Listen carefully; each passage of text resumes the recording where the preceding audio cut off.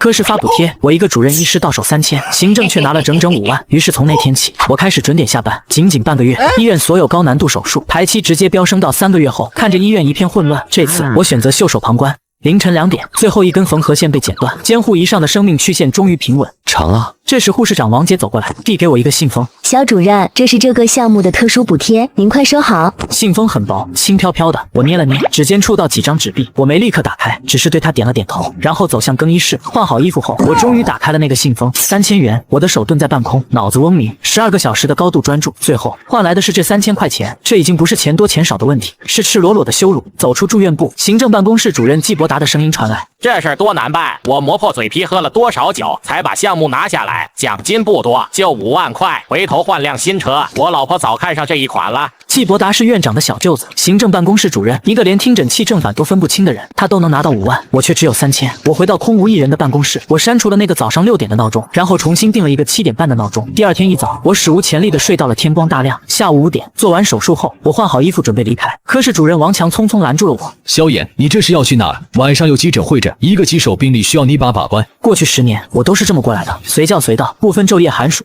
到下班时间了，下班时间可有急诊了？是紧急抢救吗？那倒不是，生命体征平稳，但情况复杂，详情点。既然不是，就安排在我工作时间内。我第一次在夕阳未落时走出医院，这时学生林凡发来消息：老师，您没事吧？我回了他2个字：没事，早点休息。关上手机，我笑了。是的，我没事，有事的很快会是他们了。由于我的准点下班，现在由我主刀的高难度手术堆到1个月后，这意味着患者多等1天就多1分风险。这天下午，我刚出办公室准备下班，就被一个中年女人拦住了去路。肖主任，我爸的手术为什么不能早点做？他等不了那么久啊！我还没开口，学生林凡就一步跨过来，将他和我隔开。阿姨，您别激动，有话好好说。老师的手术都已经排满了。排满了？以前可不是这样的。女人的哭声引来旁人围观，目光聚焦在我身上，满是质问，而我内心毫无波澜。造成这一切的从不是我。我无视骚动，走向电梯，身后林凡忙着安抚家属。回家的路上，科室主任王强的电话打了进来：萧炎，算我求你了，晚上加个班吧。那病人女儿快把我办公室拆了。不好意思，庄主任，我今天答应了女儿，要陪她玩她念叨已久的滑梯。我知道，可现在不是说这个的时候。那是什么时候？让我用女儿没有爸爸陪伴的童年去填那些不该有的窟窿吗？电话那头沉默，我挂断电话。第二天，院长亲自来电约我聊聊。萧炎啊，你是我一手提拔的，技术为人我最清楚，你是医院的骄傲。可你最近怎么了？多少病人等你救命，怎能把个人情绪带进来？这是拿病人的生命开玩笑啊！院长，我没有带入个人情绪，我只是遵守劳动法和作息规定，8小时工作制，准点上下班，我哪里做错了？规定是死的人是活的，我们做医生的最该讲的就是医德。医德？我抬起眼，锐利地直视着他。我的医德体现在8小时内100%专注，救死扶伤，零差错。我的医德不是用来填补某些人因无能贪婪造成的窟窿，不是无偿粉饰烂账的。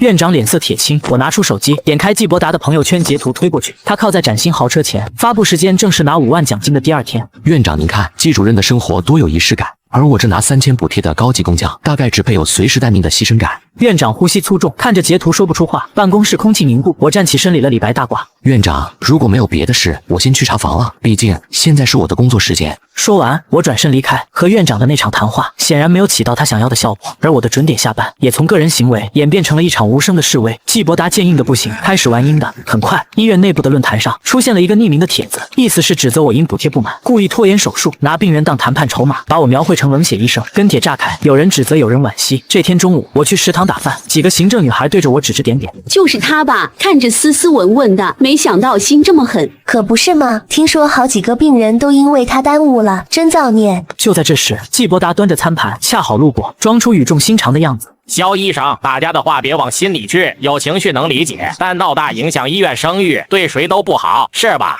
我什么都没做，甚至没有看他一眼，只是平静地打好饭，径直从他身边走过。季伯达的手僵在半空，脸涨成猪肝色，成了众人眼中的小丑。不过舆论压力让同事渐渐疏远我。林凡攥着手机要去论坛兑现，被我拦住。别理他们，清者自清。可他们说的太难听了，根本不知道您为病人付出多少。我知道，你知道就够了。半个月过去，医院因为我的躺平，已经陷入了一片混乱。心外科高难度手术排期正式突破了3个月，这意味着医院的声誉和核心业务收入都在以肉眼可见的速度下滑。整个院领导班子急得像是热锅上的蚂蚁，而我则成了那只稳坐钓鱼台的姜太公。我知道他们在等我妥协，而我在等一个能一击致命的机会。某天深夜，院长突然给我打来电话，我接起后，电话那头传来他焦急的声音：萧炎，快来医院，出大事了。什么事？市长，市长的父亲突发主动脉夹层破裂，刚送过来，情况危急。我沉默了，我清楚的知道这个电话意味着什么。萧炎，你听到了吗？我马上派车去接你。不用了。说完，我挂断电话。不到10分钟，我的手机再次疯狂震动起来。这一次是季伯达打来的，我直接按了静音扔到一边。又过了20分钟，楼下传来汽车急刹车的声音。我走到窗边，看见院长的专车就停在我家楼下。院长和季伯达站在寒风里，焦急望着我家窗户。我拉上窗帘回床，我知道楼下的那2个人，还有手术室里那个命悬一线的老人，都在等待我的决定。大约过了1个小时，楼下传来压抑的争吵声，大概是他们终于熬不住了。我再次走到窗边，只见季伯达手里拿着一个厚厚的牛皮纸信封，点头哈腰的跟院长说着什么。随后，他们俩一前一后的走进了楼道。很快，敲门声响起。萧炎，我知道你在里面，你快开门，我们好好谈谈。萧大主任，之前是我不对，有眼不识泰山，您别跟我一般见识。见我还是没反应，他急了。只要您肯出手，什么都好说，什么都好说。门外安静了几秒，然后那个厚厚的信封从门缝底下被硬塞了进来。我低头看着地板上那个鼓鼓囊囊的信封，嘴角勾起一抹冰冷的笑意。早知今日，何必当初？用钱来砸我，他们把我萧炎当成什么人了？我走过去，弯腰捡起信封，然后打开了门。门外的院长和季伯达看到我开门，脸上瞬间露出狂喜的表情。萧主任，您看，这是对您之前劳苦功高的一点点补偿，一点心意。我没让他把话说完，当着他们的面，我把信封直接扔进了门口的垃圾桶里。现在是我的下班时间。萧炎，人命关天，你到底要怎样才肯出手？我看着他们那2张焦急的脸，一字一句的反问。院长，这话应该是我问你们才对。想让我手术可以，天亮后开全院大会，公开谈。说完，我不再看他们，转身关上了门。第2天8点半，医院最大会议室坐满了人，他们都知道今天这场大会的起因。市长的父亲还躺在 ICU 里，等着我这个唯一能救他的人点头。我和林凡走进会议室，目光齐刷刷聚焦过来。我径直坐去第1排，院长坐在主席台，脸色灰败；季伯达面如土色，冷汗直流。同志们，今天紧急开会，是因为市长父亲情况危急。他艰难地开了个头，然后话锋一转，目光投向我，带着恳求。萧炎，我知道你受了委屈，希望你以大局和病人生命为重。我不等他说完，拿起手机，幕布上出现2张对比图，我的3000块补贴信封和季伯达5万块奖金的银行转账截图。顿时全场哗然，议论声如潮水。季伯达的脸瞬间惨白如纸，他疼的一下站起来，指着我，嘴唇哆嗦着。你血口喷人，污蔑！我萧炎是医院心外科主任医师，今天不是为个人委屈，只想问一句，我们一线医护的技术，汗水不眠不休，就这么廉价吗？会场瞬间寂静，我接着张口，想让我重新拿起手术刀可以，但我有3个条件：第一，全院公示过去1年所有项目补贴、奖金明细，一笔都不能漏；第二，季伯达及院办相关领导向我和所有被不公对待的一线医护公开鞠躬道歉；第三，解散现有薪酬委员会，成立新委员会，一线医护代表占比不低于50%，我们要拿回话语权。条件引爆会场，年轻医护眼里闪着光。季伯达瘫坐椅上，院长想反驳想拒绝，可就在这时，他的手机急促震动，来电显示是市长秘书。他按下接听键，声音在寂静中传开：院长，市长让我转告你，无论如何请萧主任主刀，所有条件都可以谈。这句话成了压垮骆驼的最后一根稻草。院长挂断电话，整个人像被抽走了所有力气。我代表医院同意萧主任所有要求。全场先是一片死寂，随即爆发出雷鸣般的掌声。我以为公开谈判的胜利会是这场风波的终点，但我还是低估了某些人的无耻和不甘。院长和季伯达表面妥协，却暗中酝酿毒计。手术当天，我走进手术室，除了我的团队，还有个不速之客周铁山，京城顶级医院心外科教授，我的学术死对头，心胸狭窄爱抢功，圈内名声极差。萧炎，我给你介绍一下，这位是京城来的周铁山教授。我们想着这次手术关系重大，特意请周教授过来共同指导，上个双保险吗？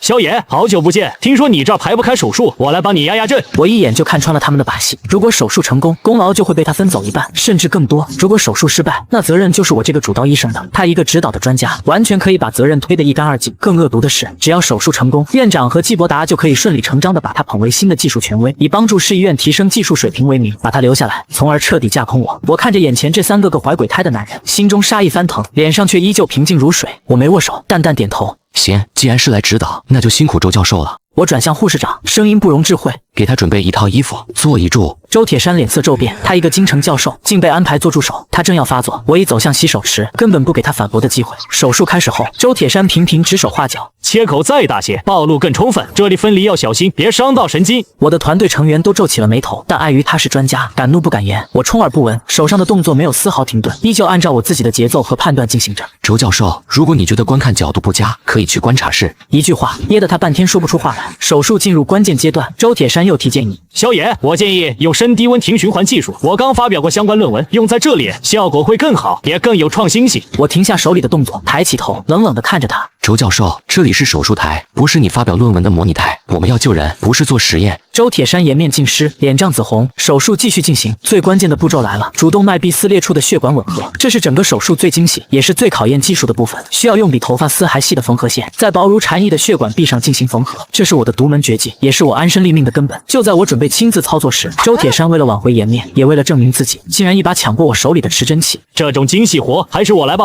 我经验比你丰富。他根本不给我拒绝的机会，就俯下身去，我瞳孔骤然一缩，别动！但还是晚了。周铁山手微颤，缝合针划破脆弱血管壁，鲜血喷涌而出，监护仪发出刺耳警报。手术室里瞬间乱成一团，观察室里的院长和季伯达吓得差点瘫倒。他们谁也没想到，他们请来对付我的杀手锏，竟然亲手把病人推向了死亡的深渊。都让开！我推开呆愣的周铁山，夺回主刀位置，团队迅速冷静，默契配合。我的双手在狭小而血肉模糊的胸腔内，快速而精准地操作着。那双手快到几乎出现了残影，所有人的眼睛都死死地盯着我的手，连呼吸都忘了。周铁山站在一旁，像个被抽走了灵魂的木偶，从震惊到颓然，最后满脸都是冰冷的汗水。他看着我的操作，眼神里充满了不可置信。他知道他搞砸了，他更知道我正在做的事情已经完全超出了他的认知范畴。不到5分钟，我剪断最后一根缝合线，出血骤停，监护仪数据恢复正常。我知道手术成功了，而且是以一种远超所有人想象的方式，完美成功。我走到已经面如死灰的周铁山面前，他看着我，嘴唇哆嗦着，想说什么，却一个字也说不出来。他知道，从今天起，他在心外这个圈子里再也抬不起头了。我看着他，淡淡的说了一句：“周教授，下次指导前记得更新一下你的技术库。还有，手术台不是名利场，人命也不是你用来炫技的资本。”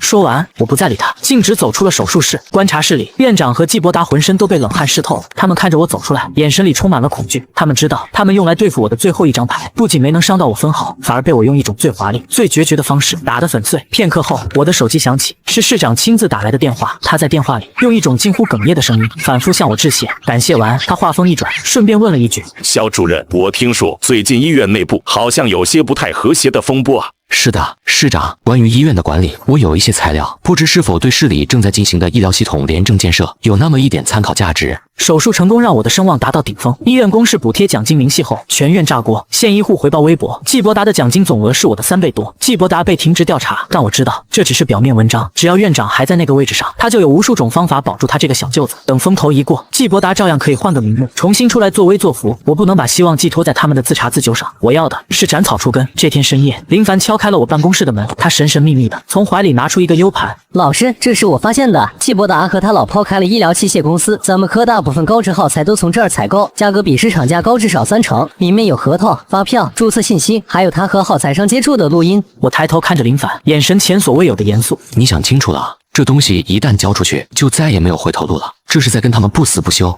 我想清楚了，我学医是为了救人，不想好医生被蛀虫欺负，医院病了，需要动大手术。我看着这个年轻人眼里的光，心中百感交集。我仿佛看到了多年前的自己。我收下 U 盘，站起身，重重地拍了拍他的肩膀。好样的，后面的事交给我。我花了一个通宵，将整理好的证据用匿名邮箱发给市纪委，又给市长秘书发信息，巧妙关联材料与廉政建设。我赌上一切，压下了最后一根稻草。第二天一早，我刚到医院，就看到几辆挂着特殊牌照的黑色轿车，安静地停在了行政楼前。上午10点，季伯达被架着走出行政楼，头发凌乱，嘶吼着喊冤。看到我时，眼神怨毒。随后，院长被带走协助调查，一去不返。调查组封存账目电脑，行政人员噤若寒蝉，临床科室却压抑不住快意。季伯达很快崩溃，交代了耗材采购贪腐、收受回扣的事实，还供出院长设小金库、利益输送等事。一场反腐风暴席卷全市卫生系统，我依旧正常工作，查房、手术、会诊，置身事外。林凡兴奋地跑来汇报进展。老师，季伯达被批捕了，院长双规了，行政好几个主任自首了。知道了，去把3床的检查报告拿来。林凡看着我平静无波的脸，激动的情绪慢慢平复下来。老师，我们赢了，您怎么一点都不激动啊？我抬起头看着他，这不是赢或者输的问题，我们只是拿回了本就属于我们的东西，让一些人和事回归到了他本该有的位置。我站起身，走到窗边，天空湛蓝，阳光明媚。我知道，笼罩在市医院上空的乌云终于散了。